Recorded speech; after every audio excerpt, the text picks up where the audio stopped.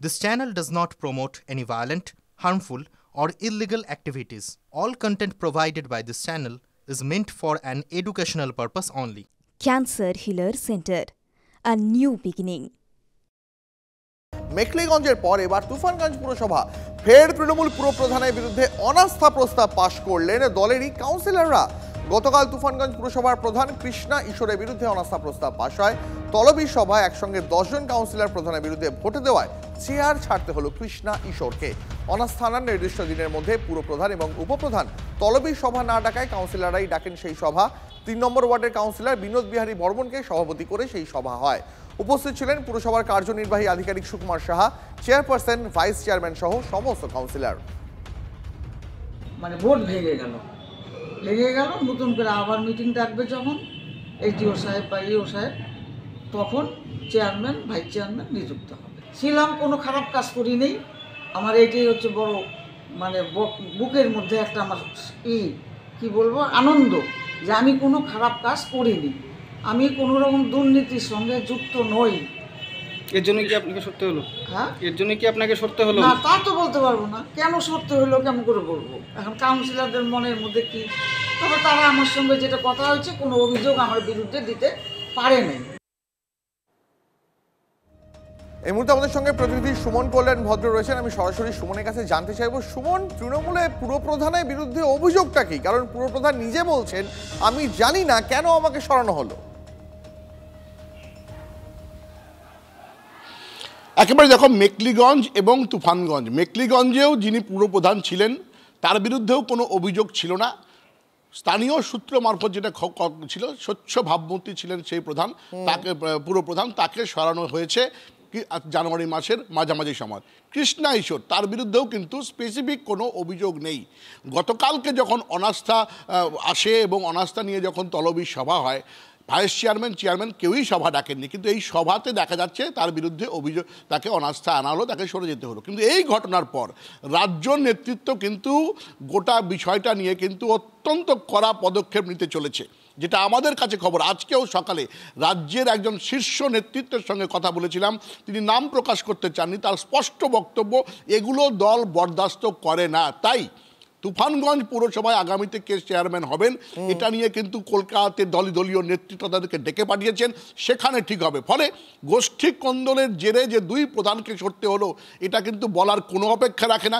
কেন তলবি সভা আটকানো গেল না, কেন দলের নেতৃত্ব তাতে বাধা দিলেন না, নানা প্রশ্ন কিন্তু ইতিমধ্যে একেবারে শুনে এই প্রশ্নগুলো তো থাকছে, এই প্রশ্নগুলো অবশ্যই থাকছে। এই মুহূর্তে আমাদের সঙ্গে বিজেপি বিধায়ক শঙ্কর ঘোষ টেলিফোন লাইনে সরাসরি রয়েছেন। শঙ্কর দা, তৃণমূলের পুরপ্রধান তার স্বচ্ছ ভাবমূর্তি, সেটাই কি তার কাল হলো? তাই কি তার বিরুদ্ধে অনাস্থা আনলেন দলীয় কাউন্সিলররা? দেখুন, তৃণমূলে স্বচ্ছ ভাবমূর্তির লোক খুঁজে পাওয়া এই খড়ের গাদায় সুচ খোঁজার মতো। তার প্রতি সম্মান রেখে শুধু এইটুকু বলবো, উনি যে বক্তব্য রেখেছেন যে অনৈতিক কাজ করতে পারেননি বলেই তাকে সরে যেতে হলো, 24 ঘন্টা পরে যেন আবার তিনি ডিগবাজি না খান, তাহলে তাকে অবশ্যই ধন্যবাদ জানাবো।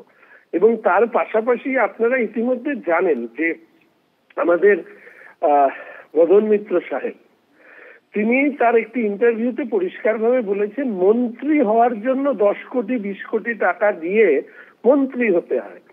তো কার মন্ত্রিসভায় মন্ত্রী হন? মুখ্যমন্ত্রীর মন্ত্রিসভায়। ঠিক করেন কে? মুখ্যমন্ত্রী। দলের প্রধানের বিরুদ্ধেই সরাসরি এই ধরনের যেখানে অভিযোগ রয়েছে, সেই দলে সৎ মানুষ খুঁজে পাওয়া কঠিন। ফলে টাকা বকরা ইত্যাদির কারণেই এই ধরনের ঘটনা ঘটছে এবং এটা সারা রাজ্যে ছড়িয়ে পড়ছে। প্রয়োজন হচ্ছে যে বিরোধী দল হিসাবে আমাদের মানুষের কাছে এই বার্তাটিকে সঠিকভাবে পৌঁছে দেওয়া। সেটা পৌঁছে দিতে পারলেই নিশ্চিতভাবে এই রাজ্য তৃণমূলের অপশাসন থেকে মুক্ত হবে। বেশ, অনেক ধন্যবাদ। কথা বলছিলাম বিজেপি বিধায়ক শঙ্কর ঘোষের সঙ্গে। মেখলিগঞ্জের পর তুফানগঞ্জ পুরসভা আবারও তৃণমূল পুরপ্রধানের বিরুদ্ধে অনাস্থা প্রস্তাব পাশে দলেরই কাউন্সিলরদের।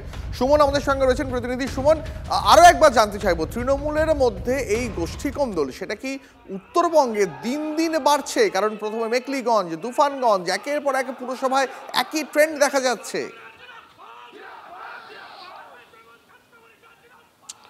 দেখো, তৃণমূলের অন্তর্দলীয় কন্দল এই কোচবিহারের সবচেয়ে বেশি বিগত জন্মলগ্ন থেকে। কখনো রবীন্দ্রনাথ ঘোষ ভার্সেস মিহির গোস্বামী ছিল, তারপর মিহির গোস্বামী দল ছাড়েন, উদয়ন গুহ ভার্সেস রবীন্দ্রনাথ ঘোষ ছিল। বর্তমান নেতৃত্বের সঙ্গেও রবীন্দ্রনাথ ঘোষ এবং তার অনুগামীদের একটা দ্বন্দ্ব আছে এবং সেটা প্রকাশ্যে রয়েছে।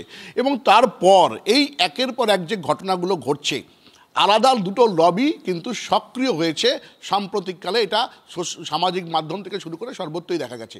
কিন্তু এই যে ঘটনাগুলো ঘটলো, অন্তর্দলীয় কোন্দল, গোষ্ঠী কোন্দল, 100 বার এই কথাকে বলা যায় এ কারণেই, কারণ একের পর এক যে ঘটনাগুলো ঘটছে তার ভেতরের যে কাহিনী, তাতে কিন্তু দলীয় কোন্দল স্পষ্ট হচ্ছে, এটাই কিন্তু তাতে শিলমোহর দিচ্ছে। কিন্তু গতকালকের এই যে ঘটনা, এটা যখন এই তলবি সভায় যখন এটা তার অনাস্থাটা পাশ হয়, তারপরে কিন্তু খবর যায় রাজ্য নেতৃত্বের কাছে। তারা কিন্তু অত্যন্ত শক্ত একটা পদক্ষেপ নিতে চলেছেন বলে আমরা খবর পাচ্ছি। এই ঘটনা তারা অনুমোদন করেন না। আজকে সকালেই একজন শীর্ষ নেতৃত্ব বলেছেন সব মিলিয়ে। না, তাহলে দলের শীর্ষ নেতৃত্ব কি সুমন এই 10 জন কাউন্সিলর যারা প্রধানের বিরুদ্ধে ভোটে দিয়েছেন তাদের বিরুদ্ধে কোনো ব্যবস্থা নেবে? এখনো পর্যন্ত ইঙ্গিত কি মিলছে? দেখো, আগামী 17 তারিখে কলকাতায় সকলকে ডাকা হয়েছে, সেখানে সিদ্ধান্ত হবে পরবর্তী কি হবে। ফলে যে তলবি সভার পরেই চেয়ারম্যান হওয়ার কথা ছিল পরবর্তীতে কোচবিহারেই, তলবি সভা তুফানগঞ্জে হলেও পরবর্তী সভাটি কিন্তু হবে কলকাতায়। ফলে সেখানে পরবর্তীতে সিদ্ধান্ত কি হবে এবং সেখানেই কিন্তু এই বিষয়গুলো নিয়ে যাবতীয় পর্যালোচনা হবে, এমনটাই কিন্তু আমরা জানতে পারছি। তবে যে কথাটা আগেও বললাম, যে দলের শীর্ষ নেতৃত্ব এই সমস্ত কাজের দল যে বরদাস্ত করবে না, দল যে এগুলোকে রেয়াত করে না, তা কিন্তু স্পষ্ট ভাষায় আজকে জানিয়েছে। বেশ সুমন, অনেক ধন্যবাদ তোমাকে, অনেক ধন্যবাদ। নজর রাখো।